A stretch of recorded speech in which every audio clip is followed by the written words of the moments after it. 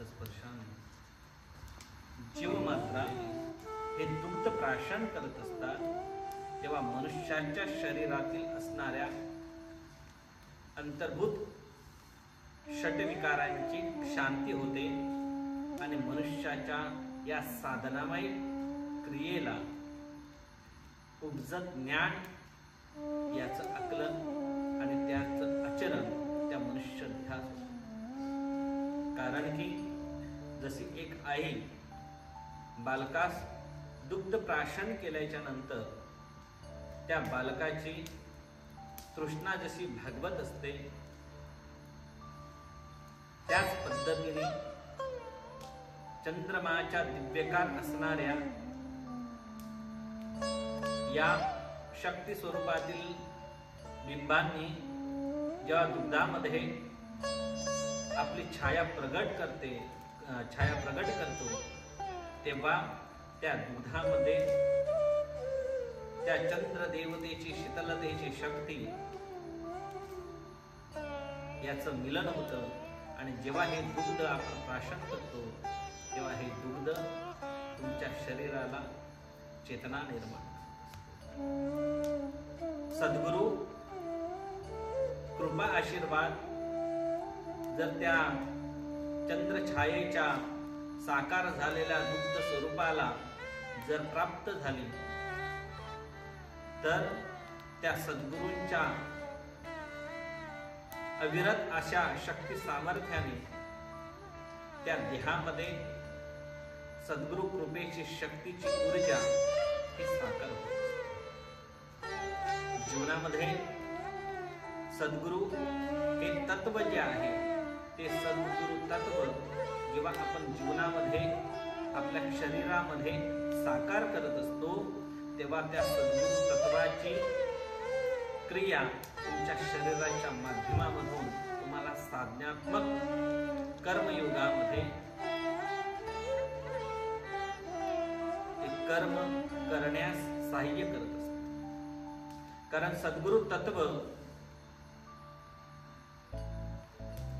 हे जीवनामधील सर्वश्रेष्ठ तत्व आहे की सद्गुरूंनी दिलेलं ज्ञान, त्या ज्ञानाचं आचरण आणि त्या आचरणात्मक क्रियेमधून तुमच्या शरीरामध्ये ती निर्माण झालेली सद्गुरूंची शक्ती ही तुम्हाला तुमच्या जीवन या प्रवाहाला सद्गती प्राप्त करत असते. या कलियुगामध्ये मनुष्य देह आयु जरी अल्प असलं तरी या अल्प आयुमध्ये सद्गुरूंची केलेली सेवा ही फार दीर्घ स्वरूपाची असते. कारण या कलियुगाला एक वरदान प्राप्त झालेलं आहे. ते वरदान म्हणजे ब्रह्मदेवाचं वरदान प्राप्त झालेलं आहे की या कलियुगामध्ये जो क्षणिक हरिनाम म्हणजे दत्तात्रेय नाम जपेल, त्याचा जीवनाचा उद्धार होईल. या कलियुगामध्ये निर्गुण निराकार स्वरूप असणाऱ्या ईश्वर तत्वाची ओळख किंवा ज्ञान त्या हरिभजनाने, त्या दत्तात्रेयांच्या भजनाने त्याला अल्प अशा वेळात प्राप्त होईल. म्हणून कलियुग हे भक्ती मार्गासाठी सुवर्ण युग सुद्धा सांगितले. पण या कलियुगामध्ये कलीच्या व्यापाचार असणाऱ्या या अद्यावत अशा दुर्गुणांमध्ये मनुष्याला सातत्याने समोर जावं लागतं. जेव्हा मनुष्यासमोर दुर्गुण स्वरूपी असणाऱ्या विकारांची, विचारांची स्थिती त्या मनुष्य देहामध्ये जेव्हा साकार करत असते, तेव्हा या मनुष्य देहाला सद्गुण आणि सद्विवेकता प्राप्त केवळ सद्गुरूच करू शकतात. कारण सद्गुरू सानिध्य हे तुम्हाला ईश्वर तत्वाची, त्या निर्गुण निराकार असणाऱ्या परमेश्वराची ओळख घालून देण्यासाठी फार सर्वश्रेष्ठ असं हे तत्व आहे. कारण सद्गुरू सगुणांपासून निर्गुणांपर्यंत जेव्हा त्या मनुष्य देहास आपल्या साधना कर्मयोगाच्या द्वारे त्या ज्ञान देत असतात, त्याच्याकडून साधना करून घेत असतात आणि त्या निर्गुण निराकार असणाऱ्या ईश्वराची ओळख घालून देत असतात, या अद्यावत क्रियेला सद्गुरूंच्या या ज्ञानातील असणाऱ्या वाणीला अत्यंत महत्त्व आहे. कारण सद्गुरूंच्या ज्ञानातील असणारी वाणी तुमच्या जीवनामध्ये या साधारण मनुष्य देहामध्ये आमूलाग्र बदल ही घडवत असते. त्या आमूलाग्र बदल ही तेव्हाच अद्यावत आहे जेव्हा तुम्हाला सद्गुरू सानिध्य प्राप्त.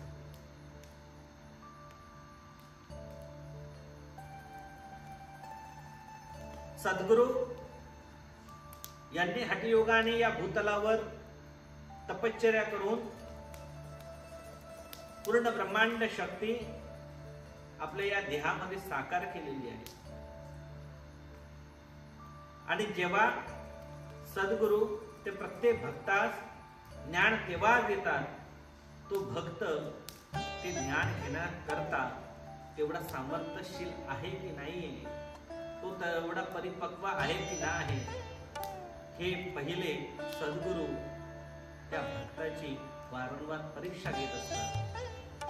वारंवार परीक्षेच्या अंतर्गत त्या सद्गुरूंच्या झालेल्या परीक्षेमध्ये जेव्हा तो भक्त आपली सकारात्मकता निर्माण करून जेव्हा त्या परीक्षेमध्ये यशस्वी होतो, तेव्हा सद्गुरू आपल्या ज्ञानातील असणाऱ्या या ज्ञानमय सागरातील असणाऱ्या थेंबाचा त्या शरीरावर संचयन करण्याकरता सुरुवात करतात. कारण ज्ञान हे सागरासारखा अथांग आहे, ते ना कधी संपणार आहे ना कधी ते संपते.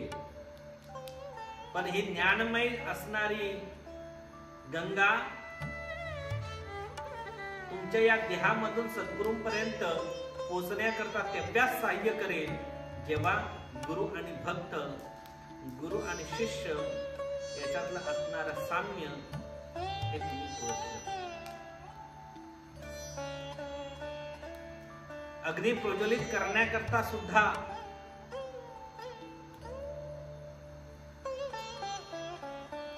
गारगोटीवर एकमेकावर घासूनच तो अग्नी प्रज्वलित होतो. पण गारगोटी एकमेकावर घासण्याकरता त्या गारगोटीचं सुद्धा एकमेकावर घासून तिचा सुद्धा क्षय होत असतो.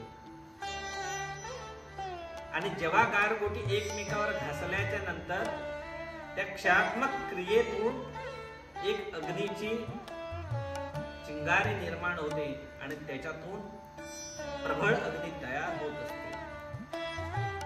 अद्यावत त्याच क्रियेच्या माध्यमातून जेव्हा भक्तामध्ये ज्ञानाचा महासागर जेव्हा सद्गुरूंना निर्माण करायचा असतो, तेव्हा हा महासागर तो भक्त आपल्या शरीरामध्ये समावण्याची क्षमता आहे की नाही आहे हे वारंवार तपासण्याकरता सद्गुरू त्या भक्तांची परीक्षा घेत असतात. आपण कर्म करायला खूप घाबरतो. आपण सद्गुरूंची सेवा करण्याकरता काचकूच करतो, पण नाही. आपण प्रपंचामधून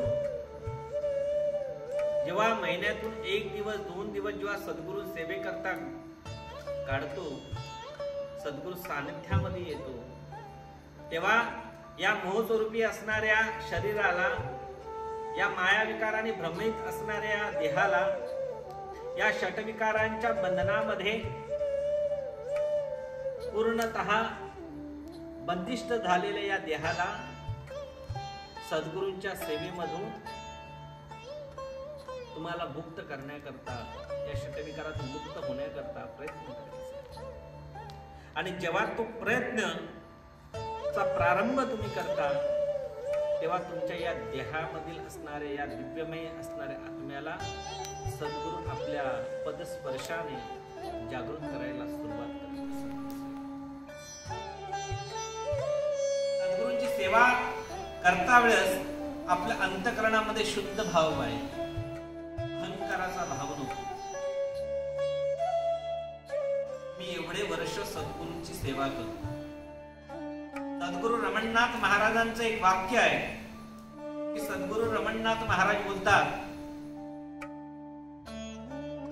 की मी या भूतलावर 17 जन्म घेतले आणि या 17 जन्मामध्ये भगवान दत्तात्रयांची अखंड रूपाने तपश्चर्या केली. त्यानंतर या 17व्या जन्मामध्ये मला समाधी अवस्था प्राप्त झाली आणि चंद्र सूर्य असेपर्यंत मी या संजीवन स्वरूपी समाधीमध्ये भगवान दत्तात्रयांची काय करत आहे तर तपश्चर्या करत आहे. तरीही मी आणखी अपूर्ण आहे.